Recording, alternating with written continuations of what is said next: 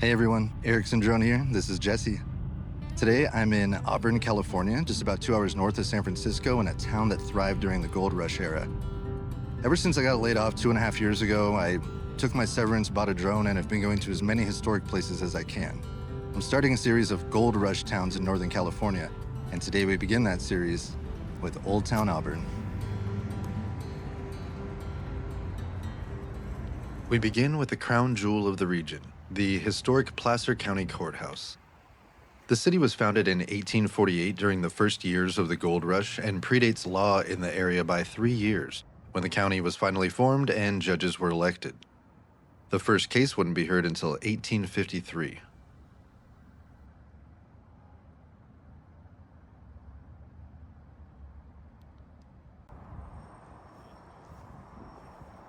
Like most of the structures in the city at the time, the first courthouse was made of wood and canvas, with a log cabin jail behind it.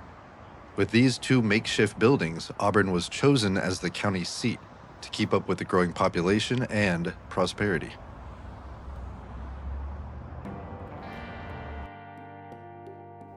The first brick-and-mortar courthouse was built right in the same spot and remained there until a third courthouse was built in 1898. They moved the second courthouse to the local hospital, where it served as the women's ward. When it was all said and done, the same courthouse that stands today cost just shy of $174,000, with most of the materials coming from Rockland, Lincoln, and Colfax, all within the county.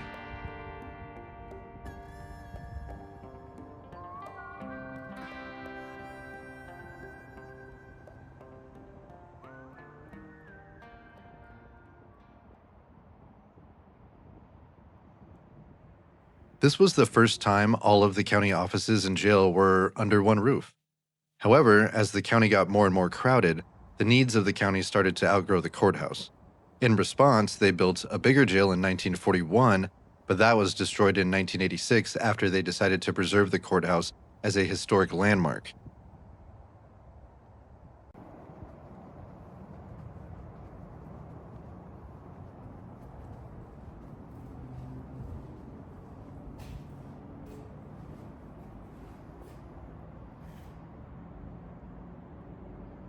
It took 10 years to restore the building to its former 1898 glory, and this time, it cost $6.8 million.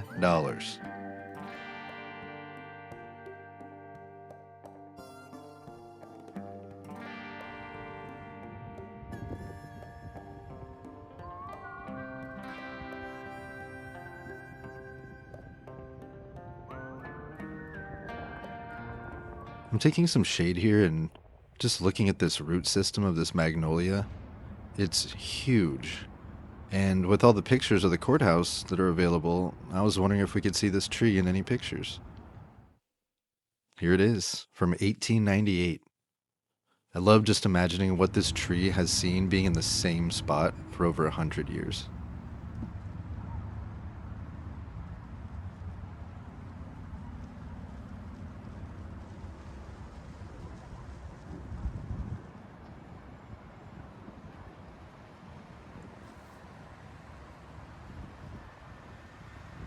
From here, we'll start walking down Lincoln to our next stop. Auburn was on the original Highway 40 that ran from coast to coast, but the segment after Silver Summit in Utah was essentially replaced by the functionality of Highway 80.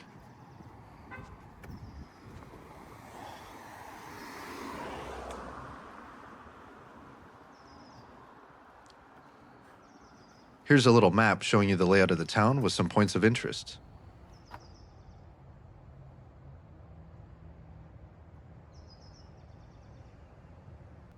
And this is the Bry Mansion. Built in 1880 and named after its first owner, Fred Bry, the local butcher and a prominent resident who served on the city council and school board.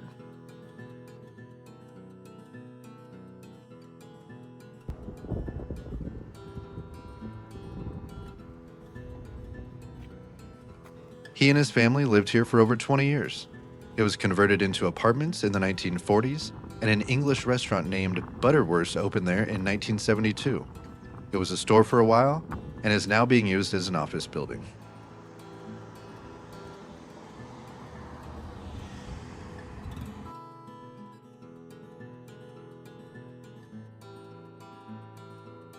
At the bottom of this hill is the center of town.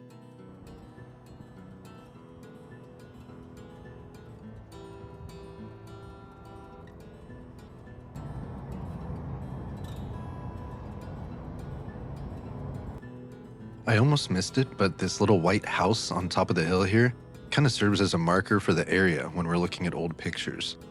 Here's a picture from before 1905 with the Empire's Saloon and livery and Freemason building.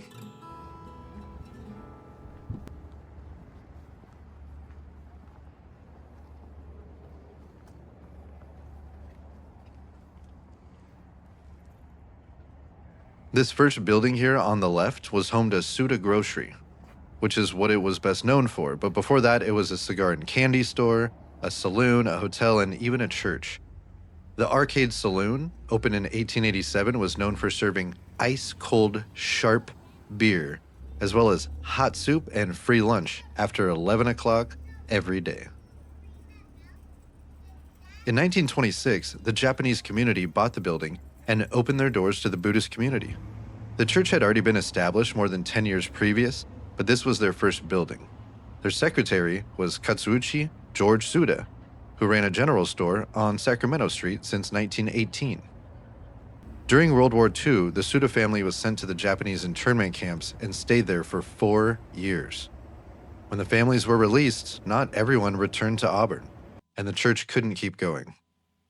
The Sudas came back, though, and bought this building in 1951, operating their grocery store until 2007.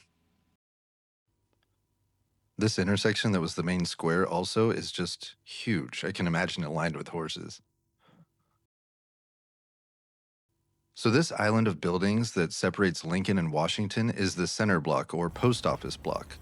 Mail worked differently back when service started in 1849. The post office moved with the postmaster, so between 1852 and 1878, the post office moved 8 times. Despite this block burning down 3 times, the rebuilt post office has been here since 1878, making it the oldest operating post office west of the Mississippi.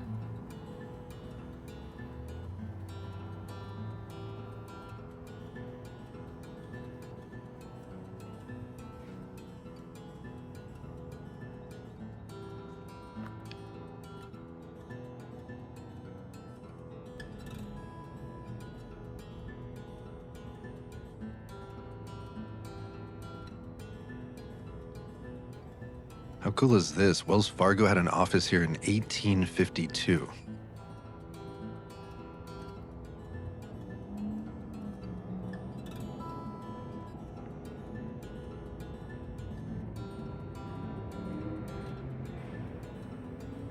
At the end of the block here, we have a lot to look at. This is Auburn's second firehouse. The town had already burned to the ground twice by the time this firehouse was built in 1891. As early as 1852, the residents of Auburn knew they needed fire protection and elected 3 fire wardens. In 1854, 2 years later, they were still trying to raise money for a fire truck, shed, ropes, buckets, and axes. You know, stuff you might want to fight a fire with. Renamed the Rattler Hose Company, they finally got their own hose cart and firehouse in 1888. The second firehouse got a hose cart in the same year, and the candy-striped firehouse was built for just $525.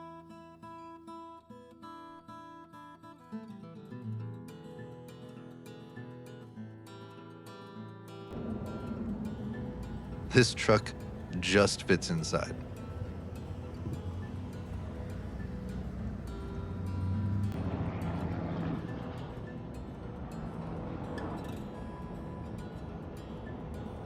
Couple little things to see here.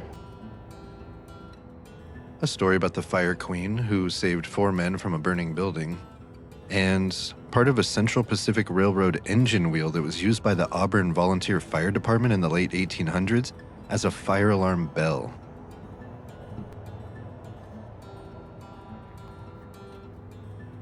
Right across the street is the Orleans Hotel. Well, actually, it was the Orleans Hotel. Unfortunately, the highway needed to be expanded, and despite the town trying to save it, the building was demolished in 1959. Just 100 years earlier, the desk clerk of the hotel was Jean-Baptiste Charbonneau, and here's a baby picture of him.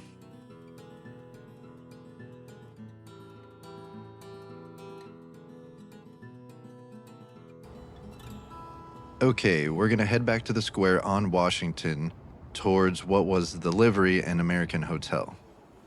If you're wondering where the Hook and Ladder Company met before their own firehouse was complete, well, it was here in the Livery. They would also store what little equipment they had here. When it was first built in 1853, it housed a blacksmith, and later, when the Empire Hotel was built next door, it became the Empire Livery Stable. You could rent a buggy or horse from here and even get a ride to the railroad depot.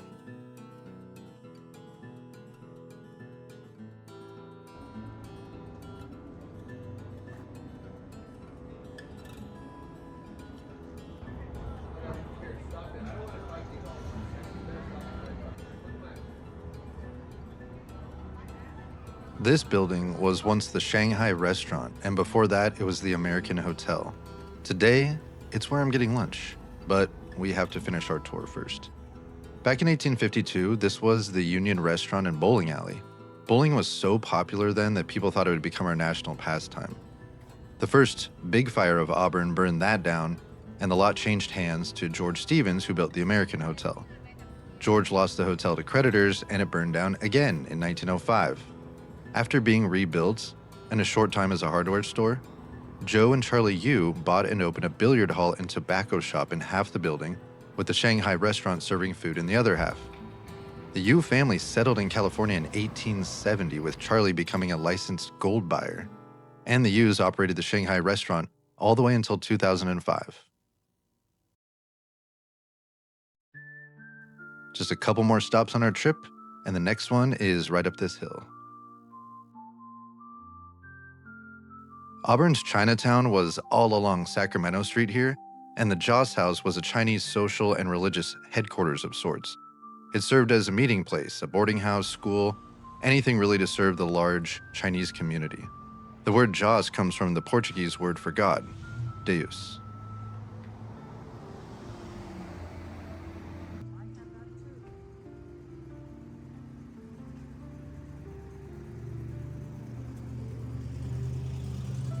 All right, we're gonna head back down this hill and right back up the one we came from by the courthouse. Before moving up the hill past the courthouse, the Methodist Episcopal Church was in town on Sacramento Street. The congregation built another church on Sacramento Street because of their growing size. Being downtown had its advantages, but also its disadvantages. One New Year's Eve night, the church was broken into and a group of drunk people started ringing the bell. But that wasn't good enough, so they took the bell from the church and rang it in the middle of the street until light broke. This may have been one of the reasons that the church was moved up here, away from the bars and brothels.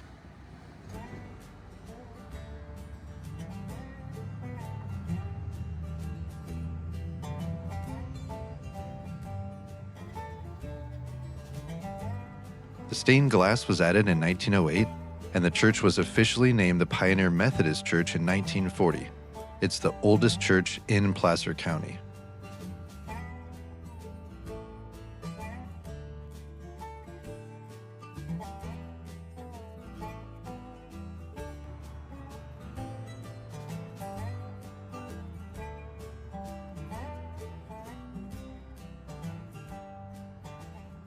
And time for a hard segue.